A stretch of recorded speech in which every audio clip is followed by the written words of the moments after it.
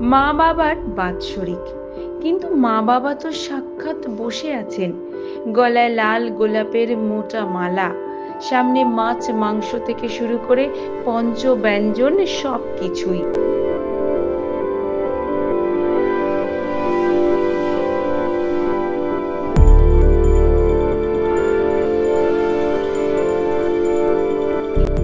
যেন বাৎসরিক নয়, বিবাহ বার্ষিকী।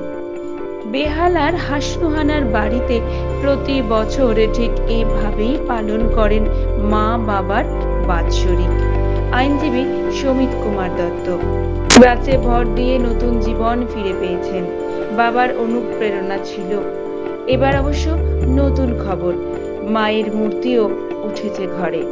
মা বাবা একসঙ্গে পাশাপাশি অনেক বছর পর।